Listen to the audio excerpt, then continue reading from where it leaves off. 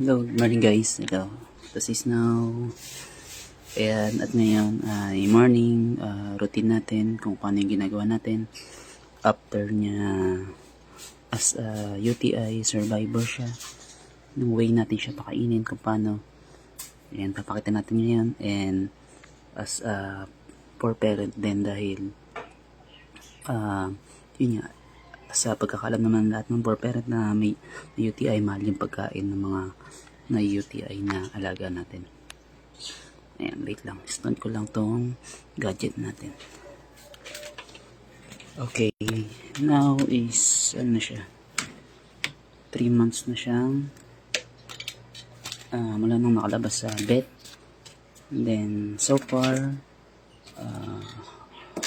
okay na naman siya. Ayan siya. Then, wala na uling sign na UTI siya. But, syempre, nag-iingat na tayo. Simula noon ay hindi natin siya pinapakain ng mga pagkain na prone or pwedeng naging cause ng kanyang UTI. Ayan. Dahil lang tayo ko lang yung cellphone ko. And then, yun nga, alam naman natin na ang ginawa ko noon ay yun nga, yung mga suggested ng vet na urinary diet niya na Royal Canin at yung mga renal care, Renacure na syrup, and then yung Mondex powder, ayan, parang dextrose powder siya or pang dehydration niya, and gives energy rin sa kanya. Then yun yung bandang huli, siguro mga 2 weeks natin siyang tawag dun Royal Canin na for urinary. Then after yun ay yung hindi mga kinain ng budget natin, Royal. After 2 weeks ay wet food na lang nakaraniwan. And then wet food na karaniwan. Tapos saan nakita ba? Ayan. Yung dali, hirap ito yun ang cellphone natin. Ayan. Okay, kita ba guys? Ayan, wet food na karaniwan. Tapos like yung siyempre mga mura lang. Ayan, yung goodies, pwede na rin yan. Then after nun ay talagang kinapos na tayo sa budget. Ang ginawa natin ay balik tayo sa dry food. Yung nag-dry food ako, tawag doon, nag-dry food tayo. Ayun, una inugasan muna natin siya ng ilang banlaw dahil takot na takot tayo baka bumalik inugasan kaya niya yung dry food niya bago kayo pakain.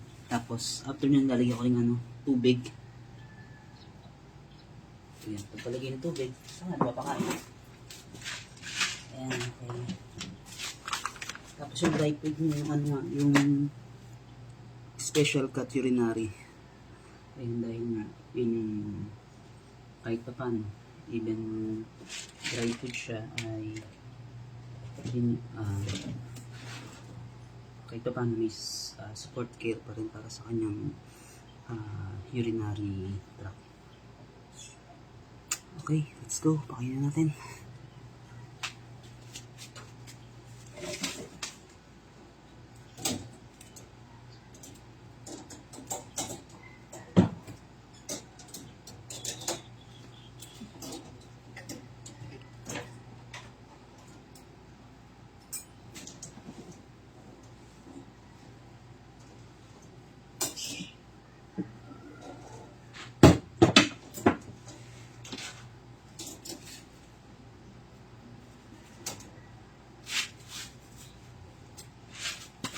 Dito yung pagkain niya, lalagyan lang to. Ayan. Paubos na rin. Ayan. Yun na rin special cut. Ayan, lumabas na. Tapos nalagyan natin ng pagkain niya. Nalagyan natin ng tubig. Tapos minsan nalagyan natin ng Mondex powder. Pang energy and hydration na. Then, yun, okay na yun. Yun, kasi for parent lang tayo. Kaya, yun ang way natin ng pagpapakain sa kanya. Ayan. Ito na siya, oh. No. No. Sama. Kaya, malakas na siya ulit. Malakas na ulit. Ay. Okay. Ito lang everyday yan. Hugasan lang to.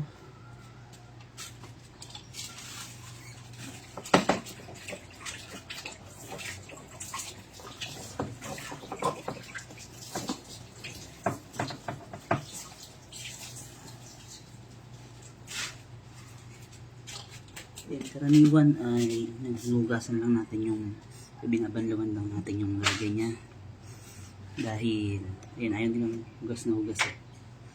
Kasi yung scent ng lalagyan nila ay gusto nilang lagi na amoy. Ganyan lang. Ayan. Ganyan lang ng karami. Konti lang. Then haluan natin tubig.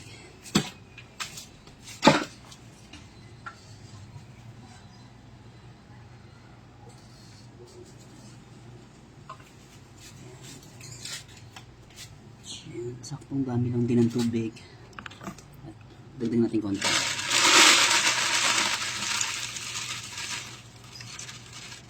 Okay. Basta na complete na yung surface niya ng dry food. Konting amount lang ng siguro mga ilang ml ba to? 2 ml siguro ng tubig. Okay, then papatakan lang natin ng Mondex powder. Okay.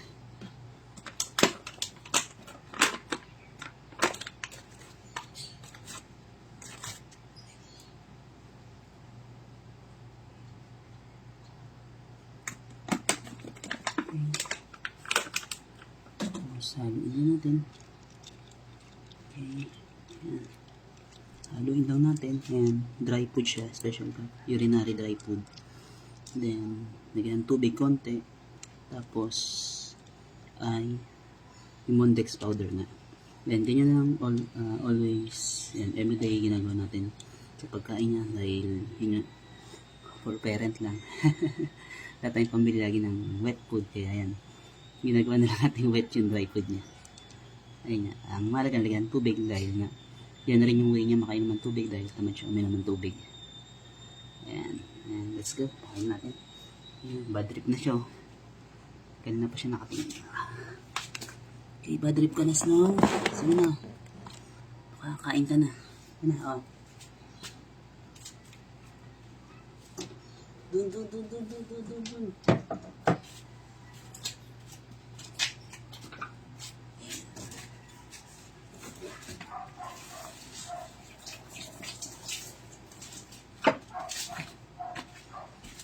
Ayan, yun lang ang ginagawa natin.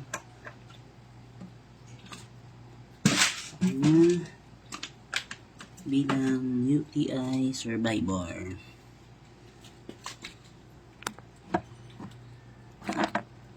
Ayan, okay na lang pala siya kita. Ayan.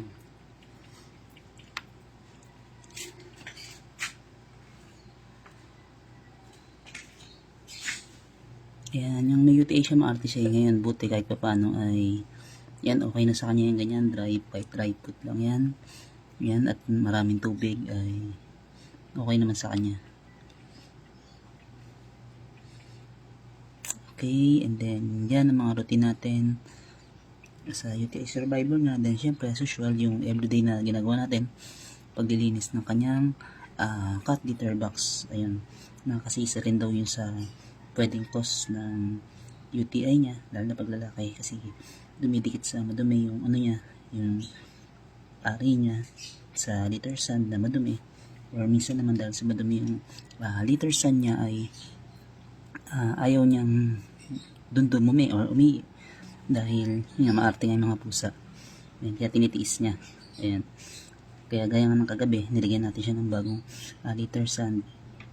Ayun, bigla siyang dumumi at umihi.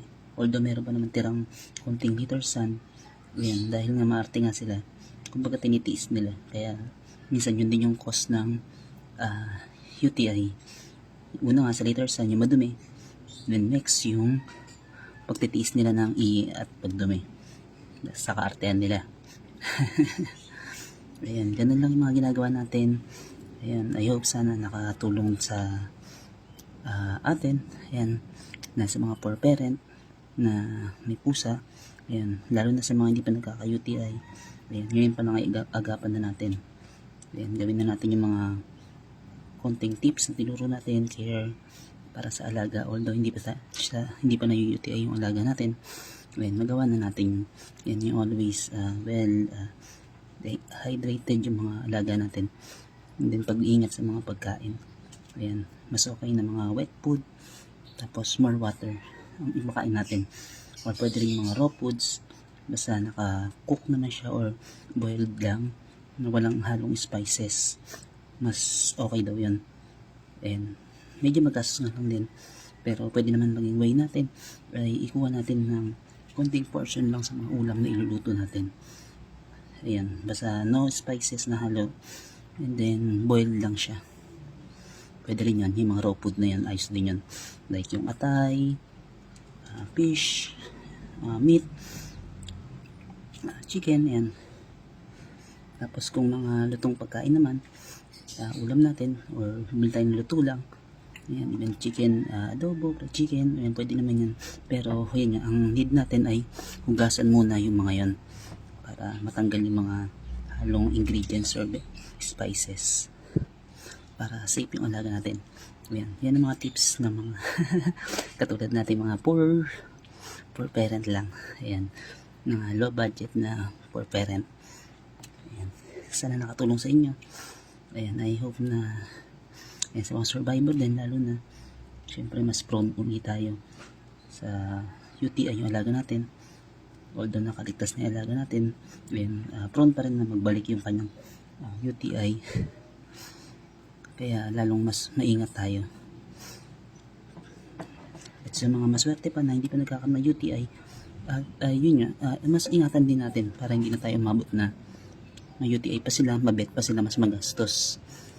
Kaya yun nga, kung may budget naman tayo, wet food lang, and then check din yung mga content, sodium content ng kinakain nila. Ayan, sa mga review sa TikTok, sa other reviews pa bago bumili ng cat food. Ayan, but ang suggested natin, wet food yung mga ipakain natin sana, kung may budget naman tayo, kasi mas mahal na yung wet food. Ayan, yun lang guys. Ayan, thanks for watching. Ayan, but yun nga, patuloy mo natin panoorin si Snow sa pagkain niya ng kanyang daily breakfast. Ayan, okay naman sa kanya kahit na dry food lang.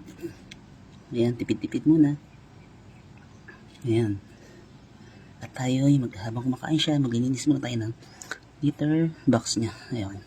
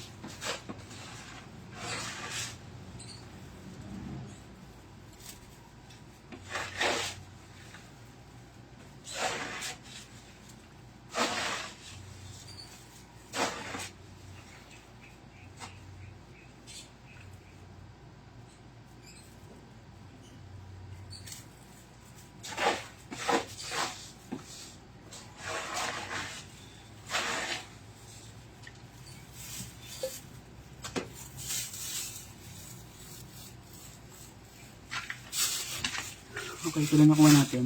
Ayan, normal, ano naman to.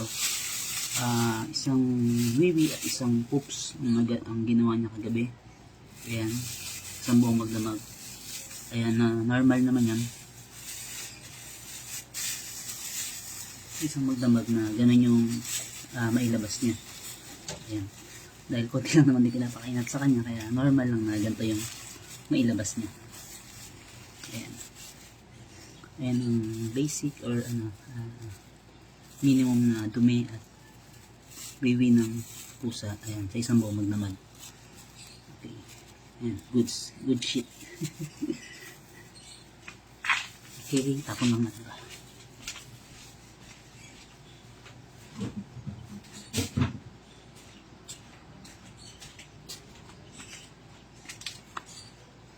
No, ba't di mo na, no?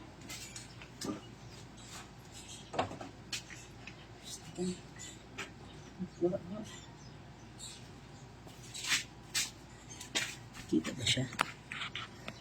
Kita.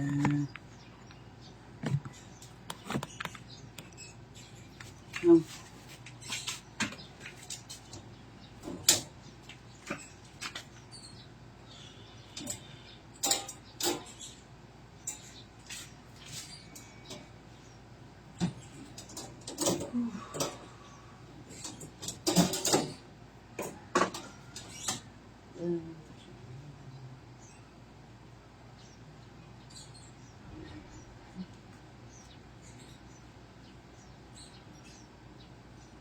Ayan, gusto niya.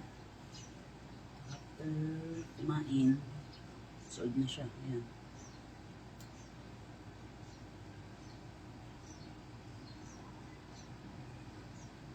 Dito ka na, Nes, now. Dito ka na.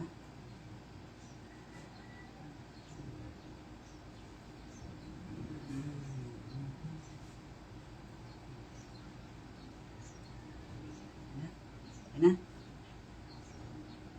Okay? Solve ka na, solve. Babay na. Babay na. Nangangat kape. Wala nga minamassage eh. Okay na.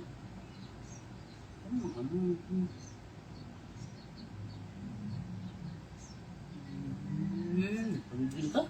Pagigil ka? Hindi? Hindi, may kuto kaya ito sa mga. Ano? Ano? Hindi ko ka na mamaya. Okay na? Tutulog ka na? Sige, mabay na. Hindi mo inubos, oh. Ayan. Natirang konting-konti. Maarte pa. Para kang mayamans, no? Titira ka konting-konti.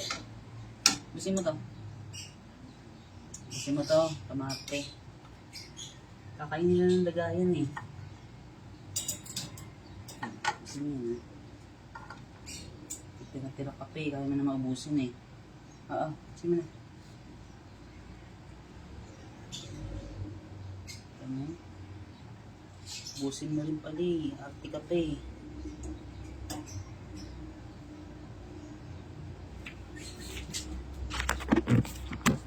Okay. Ubusin niya naman yan, maarte lang. Maarte lang. Si Snow pa. Okay. Ayan, ang kanyang daily food tea na dry food siya, pero ginawa natin wet food. Then, lalagyan natin lagi ng tubig. Ubusin mo na yan, Snow. Uy. Ayan, ubus na rin naman kahit pa paano. Konting-konti lang yung tira na.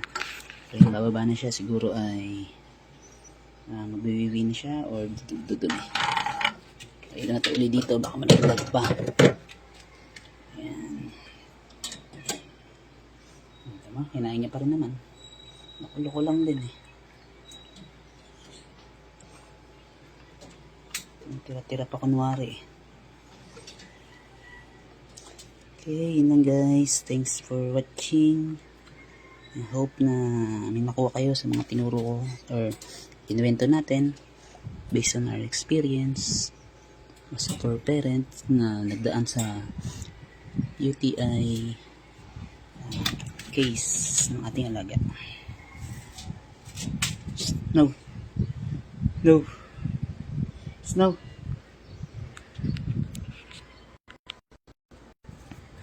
Okay ka lang? No. No. Bye-bye ka na. Bye-bye. Snow, bye ka na. Bye ka na sa ano no, audience no. Bye. Bye guys. This is Snow, solved na. Oh, makawiwi na.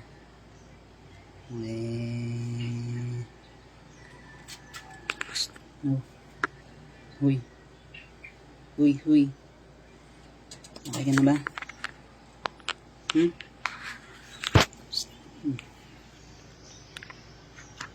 Snow. Snow. Snow. Uy. That's it guys. Thanks for watching. Bye-bye.